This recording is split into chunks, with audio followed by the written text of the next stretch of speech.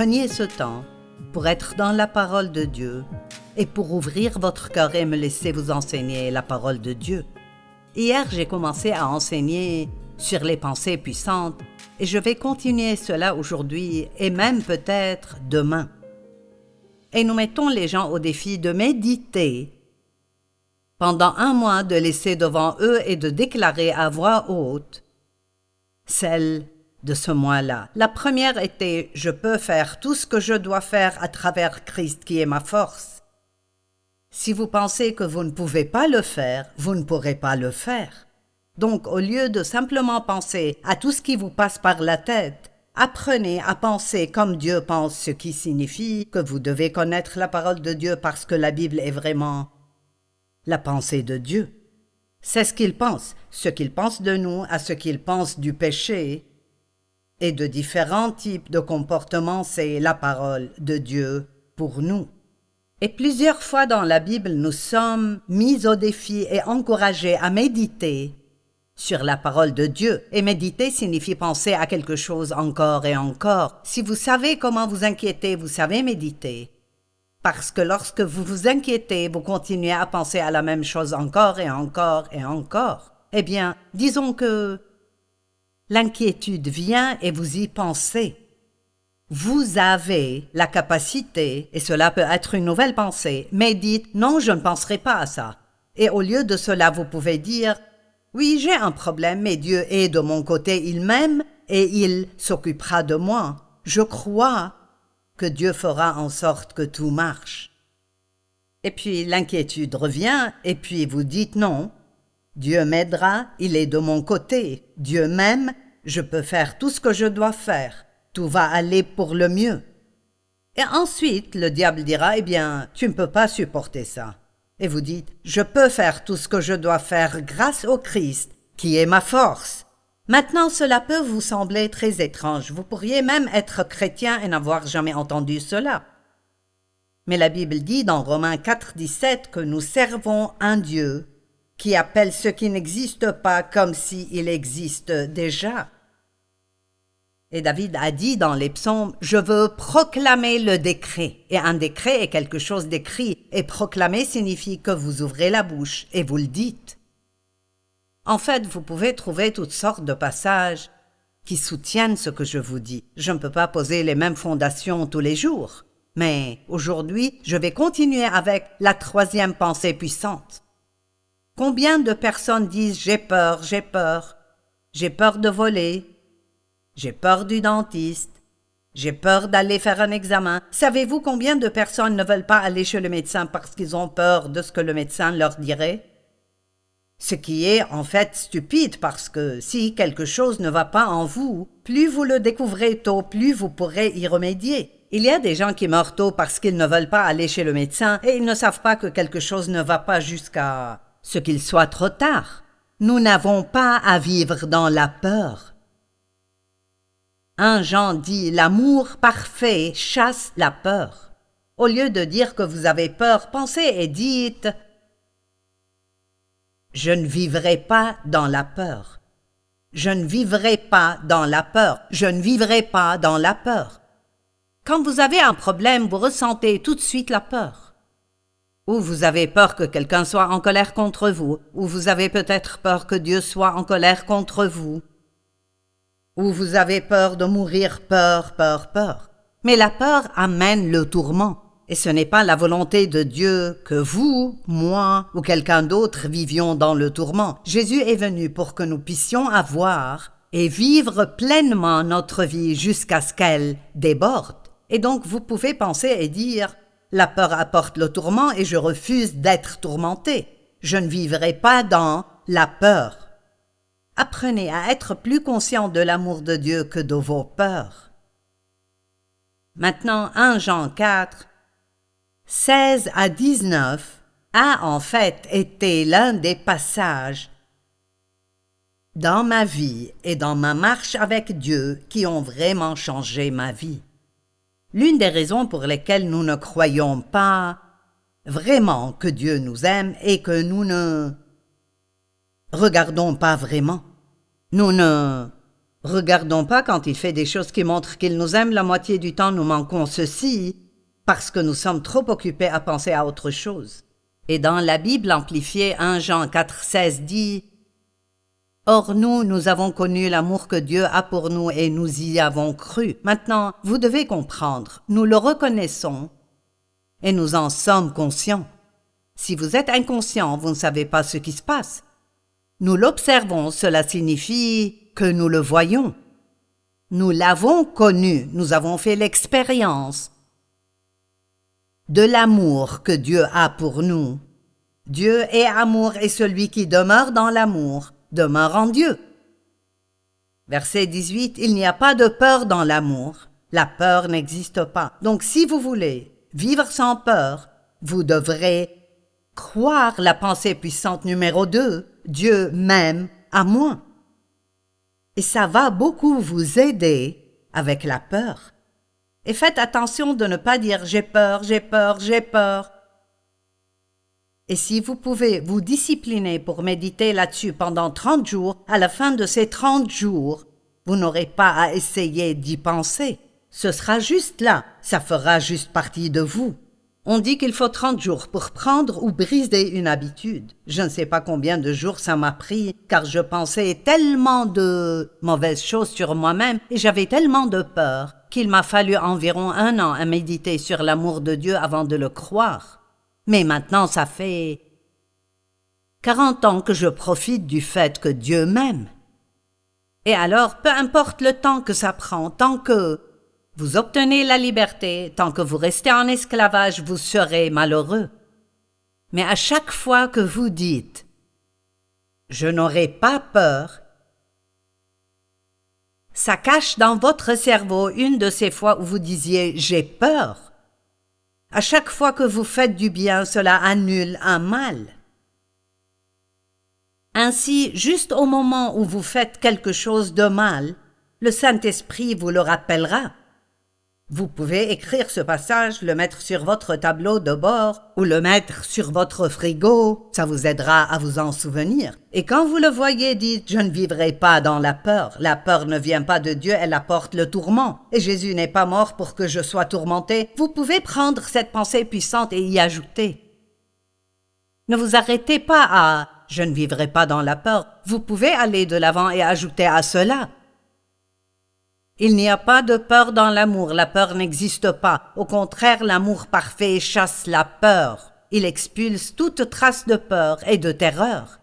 Puis il continue en disant « Celui qui éprouve de la peur n'a donc pas encore grandi dans la perfection de l'amour. » Donc, si j'ai peur, ça veut dire que j'ai encore à mûrir, parce que Dieu ne veut pas que nous vivions dans la peur. Nous l'aimons parce qu'il nous a aimés en premier. Parlez-vous plus de ce dont vous avez peur que de combien Dieu vous aime et à quel point il est bon et comment il vous a libéré de la peur? Combien de fois dans votre vie avez-vous dit « je n'aurai pas peur » comparé au nombre de fois où vous avez dit « j'ai peur ». Oh, je pense que j'ai attiré l'attention de quelqu'un.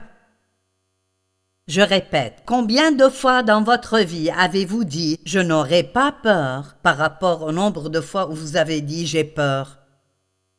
Je peux le sentir. Quelqu'un dit « oh mon Dieu, pas étonnant que j'ai un problème ». Mais vous pouvez changer ça.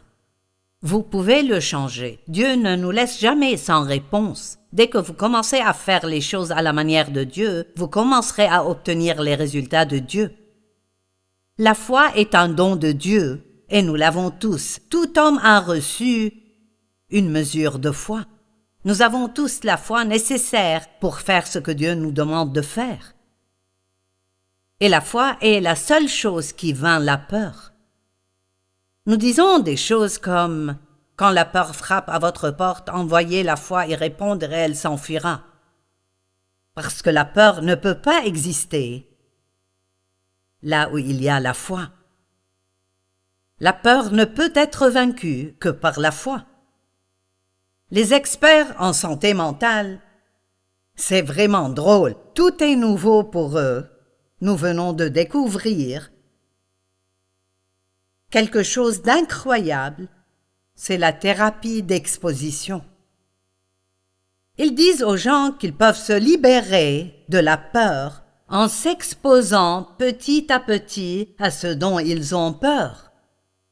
Mais devinez quoi? C'est dans la Bible depuis des milliers d'années. J'enseigne depuis probablement 20 ans un message appelé « Faites-le malgré la peur ».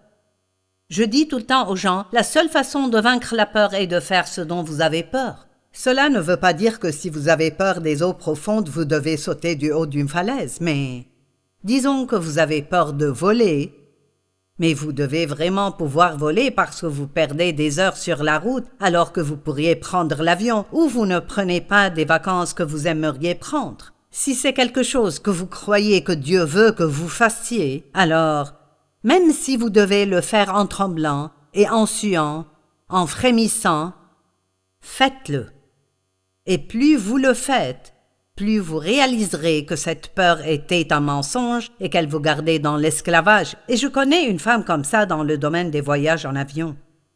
Son mari voyage beaucoup et elle ne pouvait jamais l'accompagner parce qu'elle avait peur de voler. Et maintenant, ils partent partout ensemble parce qu'elle a appliqué ce principe.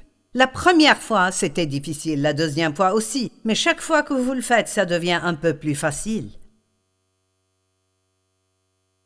Les experts parlent aussi de ce qu'on appelle la thérapie cognitivo-comportementale. Mais Dieu m'enseigne la thérapie comportementale depuis 45 ans. Et la façon dont il l'enseigne est à l'envers. Ils disent que si vous souffrez de TOC, de troubles obsessionnels compulsifs, ça vous contrôle avec vos pensées incessantes. Ça veut dire s'ils peuvent contrôler leur comportement, ils contrôleront leurs pensées. Mais Dieu dit le contraire. Si vous contrôlez vos pensées, vous contrôlerez votre comportement. J'aime tous ces experts. Je ne sais pas ce qui vous qualifie pour être un expert, mais je vous le dis, très souvent, ils n'ont pas raison. Proverbe 23:7. L'homme est comme les pensées de son âme. Vous pouvez faire ce que vous pensez pouvoir faire, à moins que ce soit quelque chose que Dieu ne veut pas que vous fassiez. Mais si c'est quelque chose que Dieu veut que vous fassiez et vous pensez que vous ne pouvez pas le faire, vous pourrez le faire. Mais si vous pensez que vous ne pourrez pas le faire, alors vous ne pourrez pas le faire. Croyez toujours que Dieu est avec vous quoi qu'il arrive. Quand Dieu dit « n'ayez pas peur », la seule raison qu'il nous donne de ne pas avoir peur est « car je suis avec vous ». Je vais vous donner certains domaines communs de peur auxquels nous devons résister. La peur de l'homme, ce qu'il pense, dit et fait, son rejet ou son approbation, et quand on y pense, peu importe. Si quelqu'un pense du mal de moi, est-ce que ça va? Est-ce que ça doit faire une différence dans ma vie? Pas vraiment. Je crois juste que tout le monde m'aime. Vous direz c'est impossible. Peut-être, mais ça me rend heureuse de juste croire que c'est le cas. La peur des erreurs passées. La Bible dit clairement que tous nos péchés passés peuvent être pardonnés. La peur de l'inconnu. Mais je pense que c'est passionnant. Si vous saviez tout, la vie n'aurait rien d'enthousiasmant. Il y a beaucoup de choses que je ne sais pas, mais j'ai hâte de voir ce que Dieu fera. La peur que Dieu ne soit pas content de nous ou que nous ne soyons pas assez bons. La peur que ce que nous faisons n'est jamais suffisant. Toujours avoir besoin de faire plus. Ça crée de la pression et nous finissons par faire beaucoup de choses dans la chair qui empêchent Dieu de nous donner une percée. La peur d'être seul. Les phobies de toutes sortes. La peur de ne jamais en avoir assez. La peur que quelque chose de mal arrive à ceux que nous aimons. La peur de la mort. Mais la seule chose que la Bible dit que nous devons avoir, c'est une crainte révérentielle de Dieu. Cela ne signifie pas que nous devons avoir peur que Dieu nous fasse du mal. Nous devons croire que Dieu est Dieu et que ce qu'il dit est vrai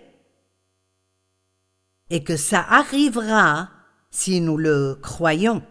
Décidez tous les jours de dire « je n'aurai pas peur ». Maintenant, je suis difficile à offenser. Il y a tellement de gens aujourd'hui qui sont en colère, ils sont blessés, ils sont offensés. Et la Bible dit dans Matthieu 24 que c'est l'un des signes de la fin des temps.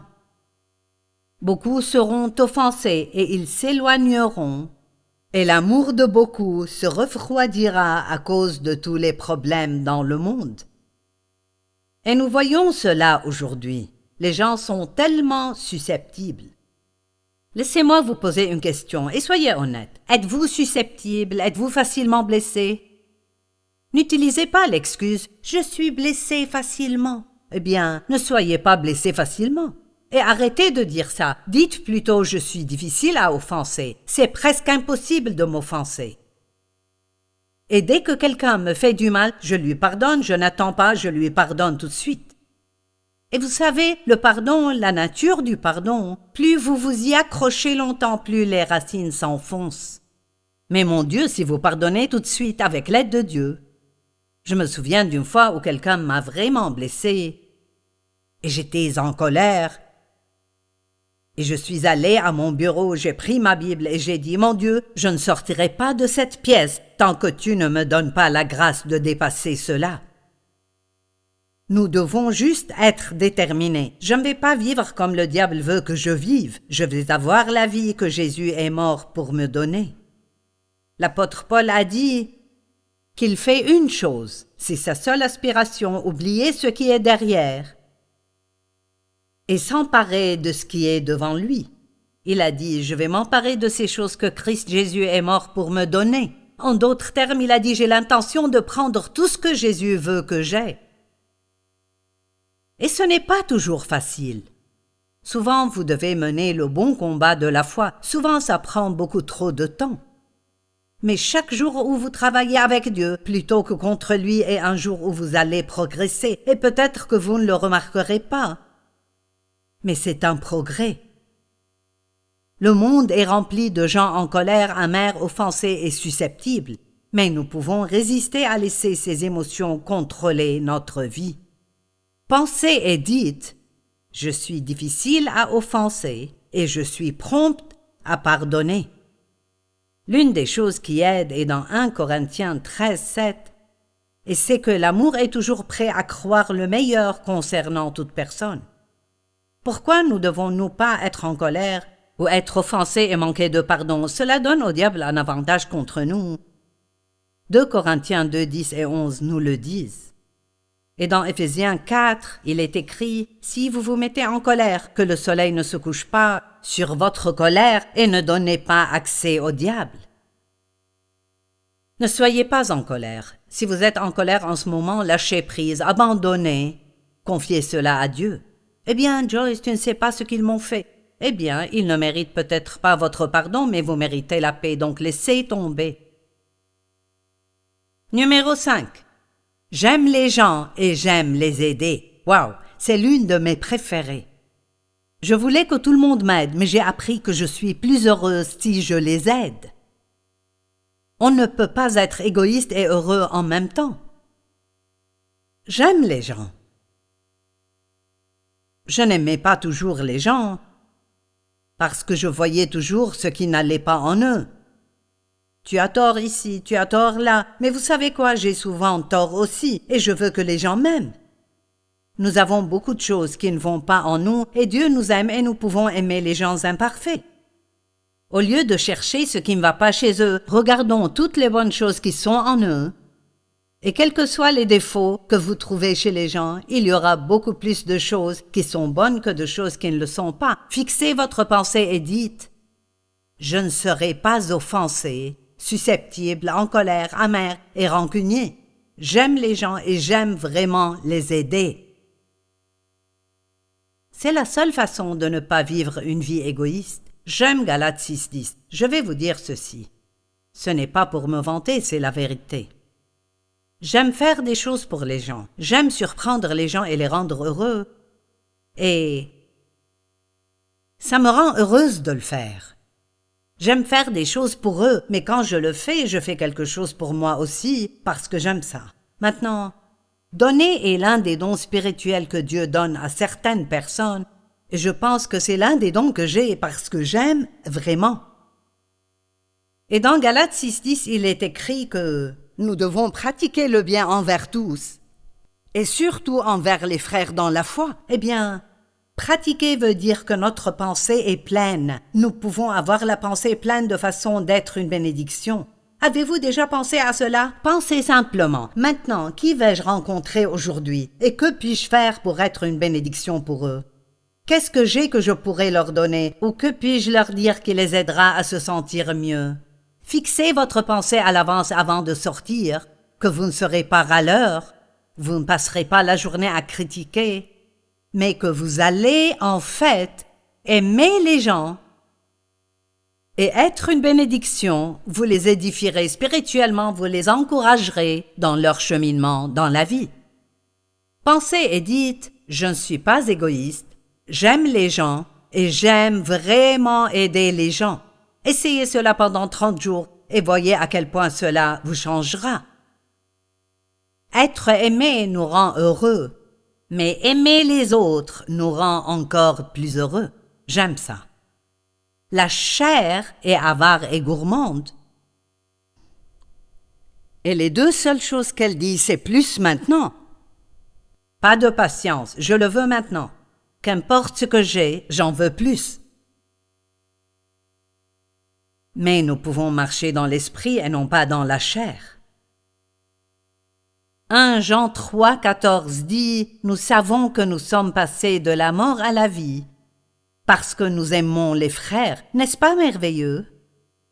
Nous sommes dans la mort tant que nous n'aimons pas les gens. Pas comme ne pas respirer, mais vous n'êtes content de rien.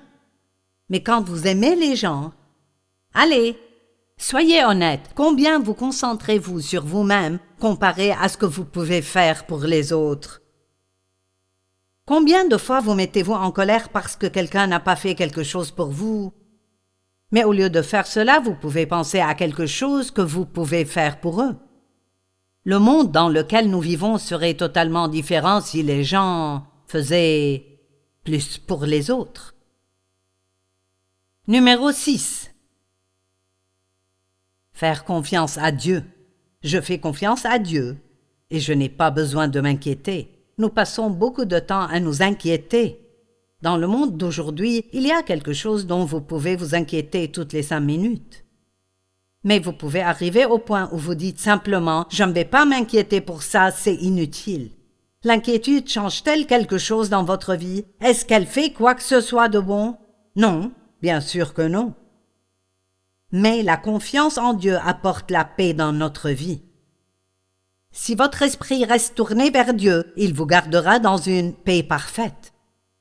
Confie-toi en l'Éternel de tout ton cœur et ne t'appuie pas sur ta sagesse. Reconnais-le dans toutes tes voies et il aplanira tes sentiers. L'Ancien Testament et le Nouveau Testament nous enseignent de ne pas nous inquiéter. Oh oui, le diable jettera toutes sortes de pensées d'inquiétude dans votre esprit.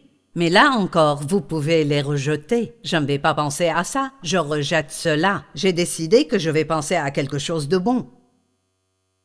Je ne sais pas quand Dieu résoudra mon problème, mais je suis content qu'il s'en occupe et pas moi.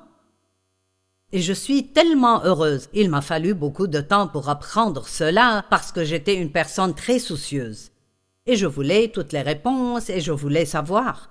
Ce n'était même pas suffisant pour moi de savoir que Dieu allait m'aider, je veux savoir quand et comment il allait m'aider. Dieu nous fait savoir juste ce qu'il faut, et il y a des choses que nous pensons avoir besoin de savoir, et Dieu sait que nous n'en avons pas besoin. Il sait que si nous savions tout, nous ne lui ferions pas confiance, et il veut que nous lui fassions confiance. Faire confiance à Dieu amène la paix dans votre vie. L'inquiétude vole le pouvoir. Mais la confiance ajoute du pouvoir à votre vie. Alors chaque fois que vous commencez à vous inquiéter, dites « Je te fais confiance, Dieu. Je ne m'inquiéterai pas, je n'aurai pas peur. Je sais que ceci tournera pour mon bien. Je ne sais pas ce que tu vas faire, mais je sais que tu vas faire quelque chose. » Vous pouvez vous inquiéter ou vous pouvez adorer, et l'adoration gagne toujours.